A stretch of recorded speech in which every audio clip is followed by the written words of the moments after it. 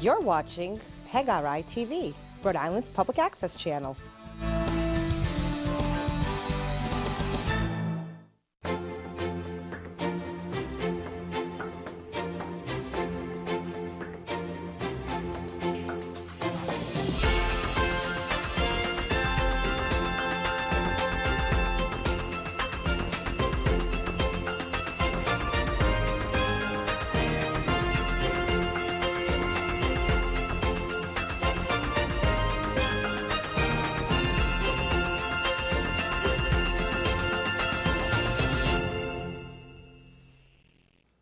Hello everybody, I want to welcome you to the state of Rhode Island, to the first episode of Advance Rhode Island with me, Lieutenant Governor Dan McKee. Advance Rhode Island is a monthly show that will focus on the three initiatives that my office is working on: supporting small business, advocating for excellent public schools, and creating efficiencies in our cities and towns.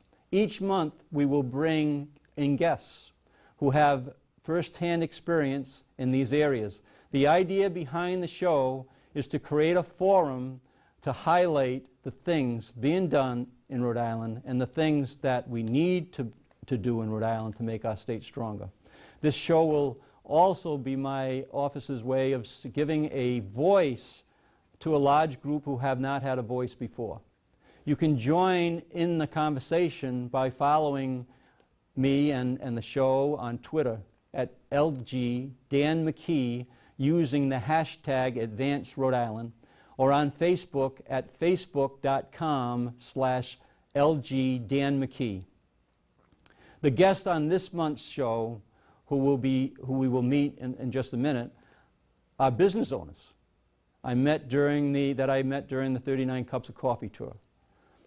The tour started back in 2014 during my campaign for Lieutenant Governor. And as a small business person myself, I wanted to make it a priority to visit a locally owned coffee spot in each of our 39 cities and towns. During the tour, I met with owners, staff, and customers to hear what Rhode Islanders had to say. I also drank a lot of coffee, and it was good. Now, as Lieutenant Governor and Chair of the Small Business Advisory Council, I am fulfilling my promise to revisit these businesses to find out what we can do to make it easier to do business in Rhode Island. Let's meet some of our business owners. So first of all, thank you very much for being here today. As a business owner myself, I know that it's not easy to get away. So we're going to kind of go over today a little bit, learn a little bit about your business. Talk about some of the challenges that we have in business, and talk about some of the things that we can actually do to help our small businesses grow in Rhode Island. And I'll just give a little backdrop of why I think that the Coffee Cup tour is so important to me. When I first got out of college, I started a business, and there was a local coffee shop that I spent a lot of time at, meeting people, doing business. When I was out of office for a while, I had a cup of coffee with Commissioner Partington, John Partington from Providence, every Friday morning. And it started with a couple people. And then by the end, we had a table of almost 12 or 16 every Friday morning. People gather at your places. So thank you so much for being here, and thank you for providing the service that you do. But let's just start in the back here. Corey, just tell us a little bit about your business, where it's located, show us your menu, and then we'll kind of move along to each person. So give about a minute. My name is Cory Dumas. My restaurant's at Lillian Jeans. It's in the Manville section of Lincoln, the village of Manville, on 29 Winter Street. We are 55 years in the family business. 55 years. Founded by my grandparents, Lillian and Eugene. Ran by my parents, Jerry and Patsy Dumas, for 40 years. And now my wife, Jillian, and I, for the last 15, have run it. Mostly family run. We're up to our 5th generation of customers.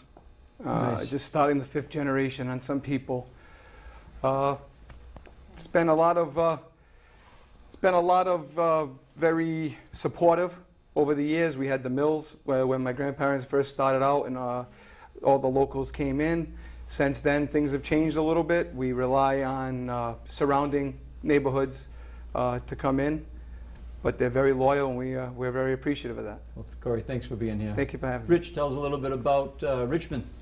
Well, I'm Richard Clark. I own Clark Farms in Wakefield, which is probably what I'm best known for, but we also have a farm Matunic, where we have a big corn maze business, a landscape construction business. But the thing I was here to talk about today was our cafe. We actually have a small seasonal garden center along with a cafe in Richmond. Our cafe is called Fresh Ground Cafe, which is really run by my wife, and I run the garden side of it. But we have been there for about 4 years. We're right on Route 138, where the Meadowbrook Herb Garden used to be, as we like to say in Rhode Island, around the curve at 138. And it was sort of an afterthought. We wanted to get into the food business to complement our other retail. Did it as sort of an experiment. It's kind of taken off. Richmond's a community that's underserved with kind of high quality or healthy type food, and my wife is biased towards vegetables. Yeah, it was a great so we business. we do some really fun things with nice creative salads and gluten-free menu that's fairly extensive, more so than any place else in the neighborhood.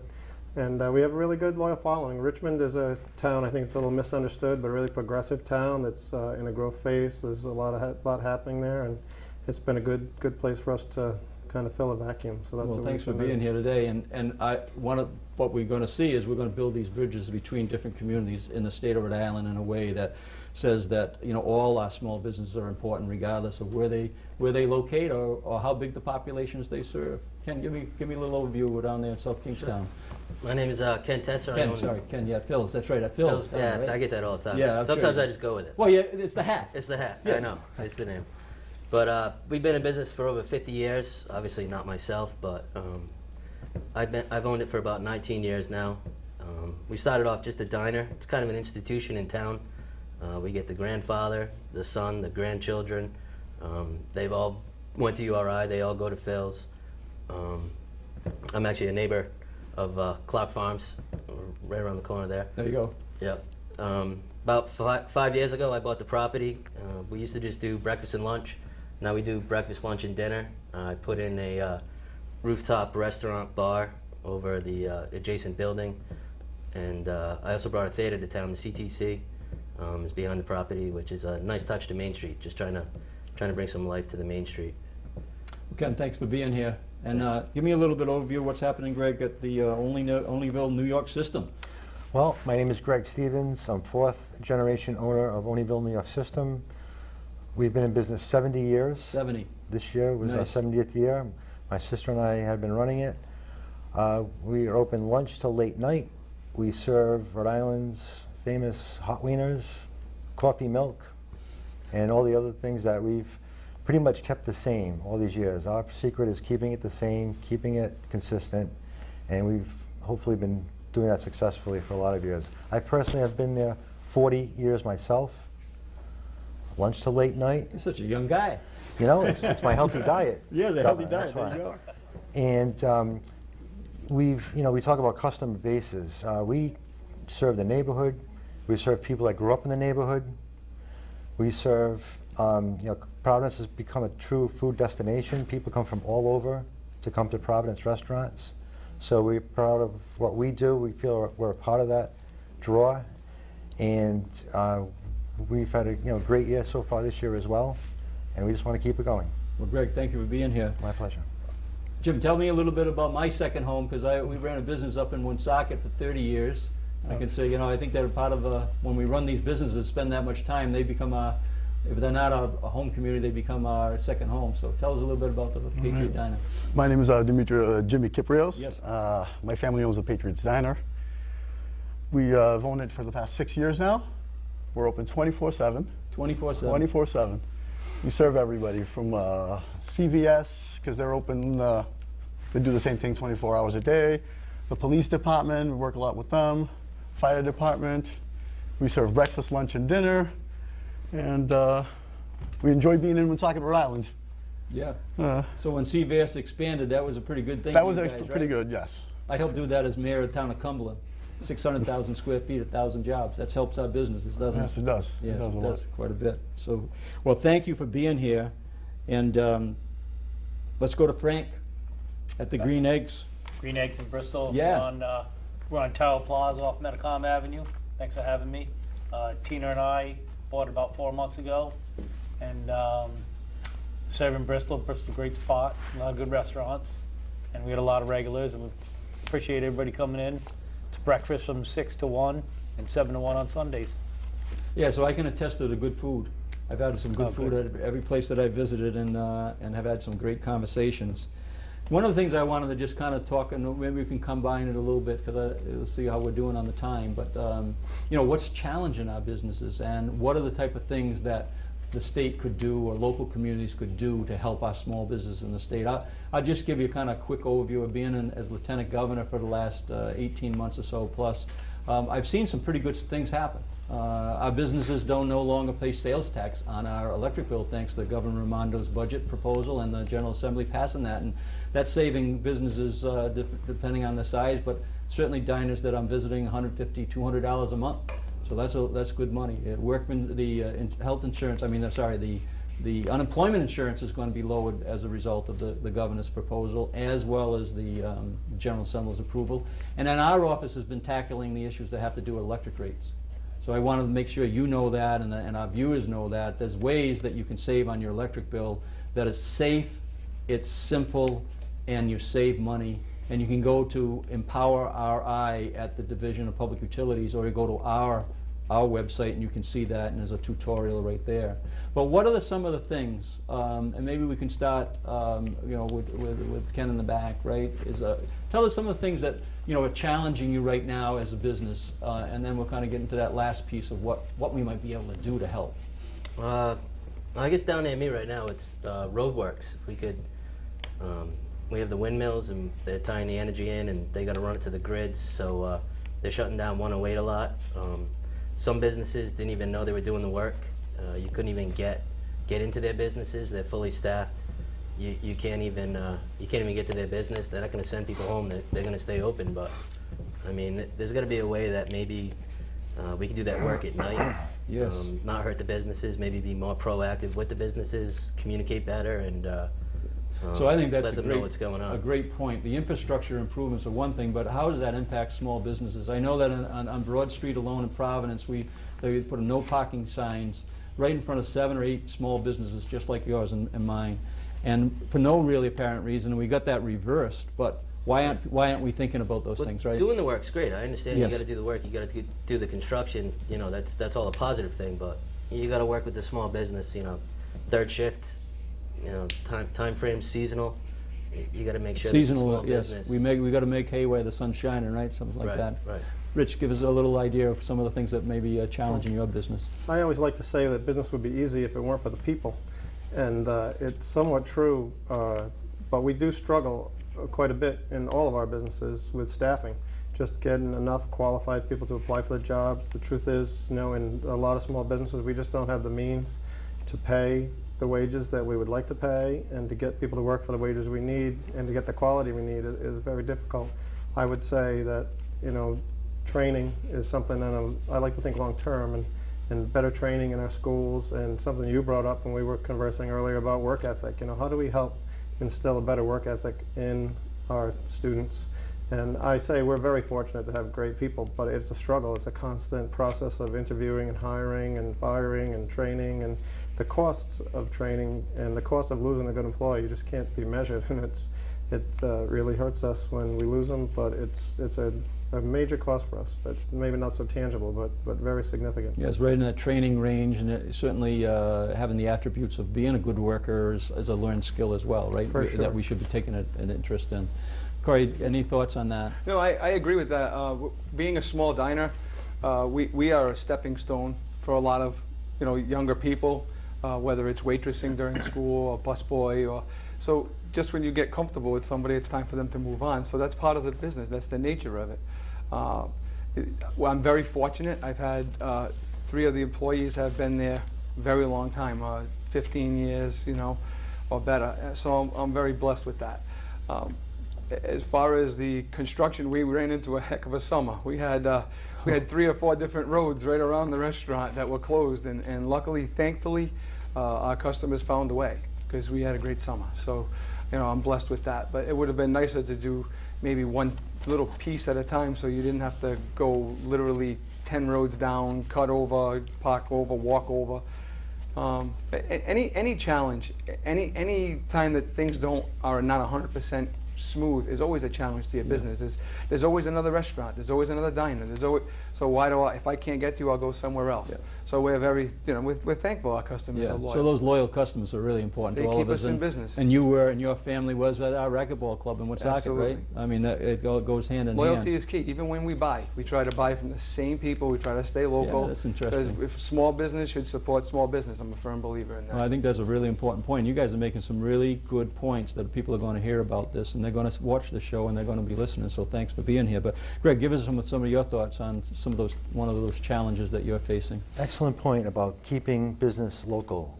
All of my suppliers are all in Rhode Island. Products might not come from Rhode Island, but everyone that we use is strictly from Rhode Island. Maybe some type of incentive for small businesses to use Rhode Island only companies to provide their goods would be maybe something to be looked into. But on the local scale of Providence, Providence sometimes has the image that there's a lot of crime, that there's a lot of negativity in Providence. But I can say firsthand, it's not. I can say that back in the 70s and 80s, it used to be much worse. But Providence, especially in my area, there are no vacant storefronts.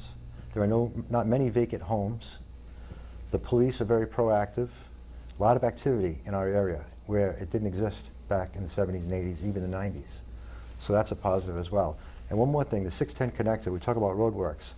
We see it every day, we travel it every day, especially where I am, and just visually seeing it, we know it needs immediate attention. And I commend the governor for stepping forward to say, hey, we have to get this done now, because by the time all the engineering's done and any construction begins and is finished, it's years away. So this is something that should be moved on immediately before there's any closures. So I commend the governor on that. Yeah, so clearly the safety is a big deal, right? And if you have a safe territory and it's kind of the image is not, we've got to do something about that. That's a very, very important point. You got to have, as a mayor, that was our top priority, to have a safe community, right? And if you're delivering on that and you deliver that message, very, very important point. Our businesses can't grow in an unsafe environment, right? And if you have a safe environment and you have the reputation of not being safe, then that's problematic too. Give me some ideas. They pretty much hit everything Yeah, spot on. you like those, huh? Yes. Huh? They pretty much hit. Yeah. Yeah. I mean, the business, we try to keep everything local, I guess. Mm-hmm. It's good to, all the vendors and stuff as far as we're pretty new to Rhode Island ourselves. Yes. We've only been here for 6 years. So we're still trying to get Yeah, when I talked to feel. Betsy, now is that your... That's my sister-in-law. That's your sister-in-law, That's yeah. my sister-in-law. We had a great conversation about how you entered into business during probably the most difficult time they could ever imagine, right? Yes, The bottom we had our falling ups out. and downs, yeah. But she had a great positive attitude about that. It is. It's like we love Rhode Island. Yes. We love it. It grew on us. So, I mean, anything, we always try to give back to community ourselves. And, Yeah.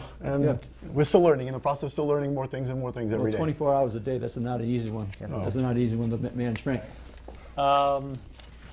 Really, so I've only been there for 4 months. I appreciate the regulars that are always coming in, they always come back.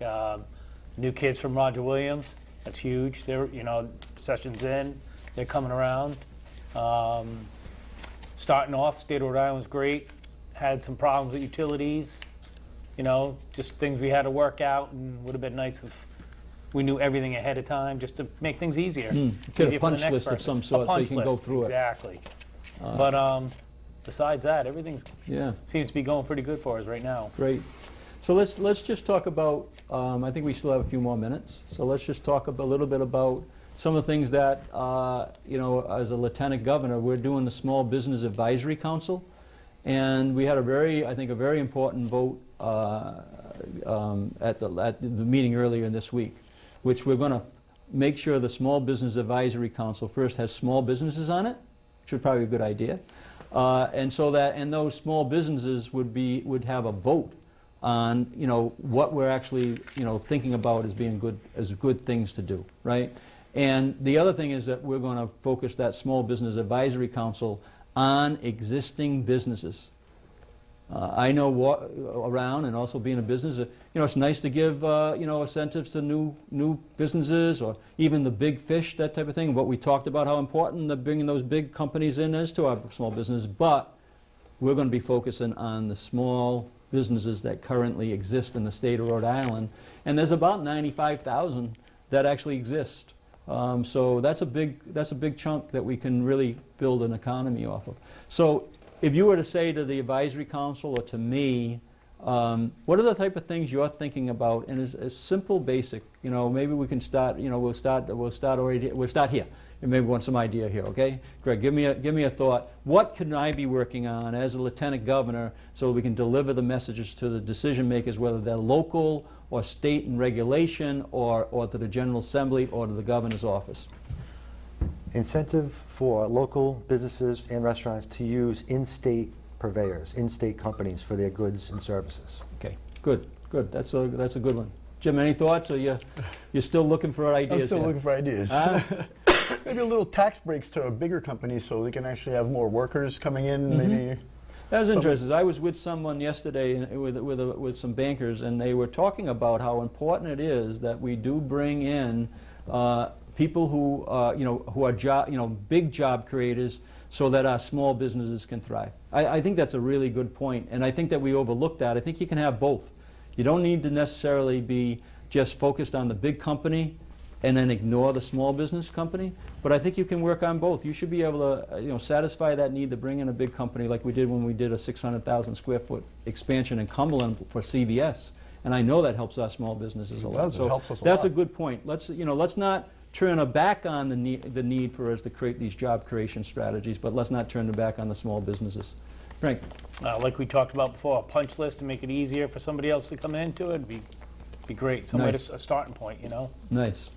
Corey, you got any thoughts on that? Well, I like the fact if you've never run a small business, you pretty much probably don't have an idea about it. So the fact you're putting small business on the small business advisory board, and we'll finally have people that do know what's right to run a small business have some say. I think that'll benefit all small businesses very well. Great. If you don't, when you get your hands in it, you understand when you're voting what you're voting on. I like the fact that people that are going to put their blood, sweat, and tears into their business have a say in how we improve ours. Yeah, it's not easy being a small business owner. At the beginning of the day, you got the key in your hand. That's how I felt a number of times. And at the end of the day, I spent all my time in that business, right? And so to have the key in your hand at the end of the day, that was a good day. Yeah. So I think that's why we got to give the small business, and that's what I've been advocating for. Let's organize in some way to represent a number of small business groups, but the owners themselves actually get a weigh in on this thing. I think that's fantastic. I mean, Thank you. that would go a long way, and we need the chambers, and we need the other advocates that are out there in commerce and that type of thing. But no one understands what the challenges are in a small business unless you actually are doing the work. Rich, got any thought on that? I had an experience, I guess I'll say, a little frustration that I felt when we first opened our business. Our cafe is really near to Route 95 in Richmond, and the state has a great program where we put up highway signs telling you what the restaurants are at the next exit, which is a easy, low-cost kind of a thing the state has done to benefit. The bad news was, as a late comer to the game, that by the time I got there, all the signage was gone, taken by the big guys, fast food places that have been in and established for a long time. So as a newcomer, there's no opportunity to get out there. I'd love to see reserved space that could possibly, or additional space to accommodate small businesses only, perhaps, even have a ratio of large to small on those signs and not to be dominated so much by the national chains, to give us a chance to squeeze our way in. We're really at a handicap, and we're already have a lot more challenges than they might in terms of capital and just getting started, and you just can't get a leg up when you're the last guy in. Yeah, and I think that's a really just basic, good principle, that if people thought that we were thinking of the small businesses in the state in a way that we gave some form of, not necessarily priority, but at least a level playing field, Exactly. right? It's a simple, low-cost Create a level thing. playing field. Simple, low-cost. People would feel better about that, right? So, yeah, and Ken, give us some of your thoughts back there. I mean, you got a very nice spot there, right down in Wakefield, right, and with a nice theater in the back there, which we're gonna use. We're gonna convene that space. So what are you thinking? Yeah, we talked about that. That'd be great. What I'd like to see is the 1% local tax that the restaurants collect and that we pay. that's supposed to go towards tourism and kind of marketing your town. I'd like to make it mandatory that the town, instead of having the choice of throwing it into the general fund, but they actually have to take that money and give it out maybe to like the smaller groups that, the Chamber of Commerce or, where we are. I'm the president of the Wakefield Village Association, that we have some funds there that we can use to help beautify and market our town. I think that would go a long way, and I think that's why we collect it, and that's what it's supposed to be, and I think it should be mandatory. That's what it's supposed to be used for. You'd like that, right, Rich? I wouldn't mind a bit. Use it to buy flowers. Yes, There you go. Yeah. and we have a beautiful state. And I don't say that just because I'm in the spot I'm in. I mean, you just go around our state. We've got a beautiful state. In fact, I kind of like that Discover Beautiful Rhode Island as being a brand for the state of Rhode Island. Let's just take that and find out all the places we can discover that are beautiful, and discover places that we can actually beautify, and let's get to work, right? That's a real good point, and I like that point a lot. Our resources should be going into creating these very livable spaces that are attractive and make people feel good, regardless if it's a Broad Street in Providence, a Broad Street in Westerly, a Broad Street in my hometown of Cumberland, right? I like that. I like that point a lot. I wanted to spend, we got like 3 minutes left. So I wanted to kind of get a little bit of like almost a rapid fire to a certain degree. We may have time to actually weigh in on it, but your customers that come into your places of business, they really are representative of the state of Rhode Island. I call them the kind of this map of Rhode Island. So when I'm going around right now, we're making sure we go to every single community and have an interaction there. But I'd like to kind of get your feeling on some of the things that the customers, your customers, your loyal customers, are kind of thinking about, especially in Rhode Island, and hearing maybe some of their thoughts that they might share with you. So there's always this discussion on whether we're headed in the right direction in the state or not the right direction. But just generally, and anybody can kind of weigh in on this. I think we have like another 2 minutes or so before we have to close up this first show of Advance Rhode Island. We're very excited about advancing our state in a real positive way. But does anybody have any thoughts about, like, are we headed in the right direction? And I'm talking about your customers, not you individually, but what are you hearing? Is the state headed in the right direction, or do we have a way to go? And if we have a way to go, have there been any discussion about what that means? I think that things have improved a whole lot in the last 5 years, for sure. But I think that South County is a little micro-economy, and we're truly blessed to be in an area close to the university, which is a real good engine of growth. But also we benefit so much from out-of-staters. And so the economy of South County, I think it's really good. But I'm not sure it's good for everybody who is just a year-round native and not benefiting from the tourism. So the universities, people who got the universities, they seem to have a pretty good attitude that they're doing okay, and the state's doing okay by them. Close by us, but a lot of that money is coming from the state in terms of state salaries and university employees, and it helps us tremendously. But I think we're unique in that perhaps things aren't as good where some of these other guys are based. Yeah, if the income levels are not good, then it makes it very difficult to think it's a nice day, right? Think it's a really good day. Great. Providence most recently has become a huge food destination. A lot of people come in and they say, wow, there's so much so close and in close proximity here in Providence. And we come from Connecticut, we come from Massachusetts. We choose Providence and Rhode Island over Boston. I think that's a great asset. Again, the meeting I was with yesterday with the bankers, they said exactly that.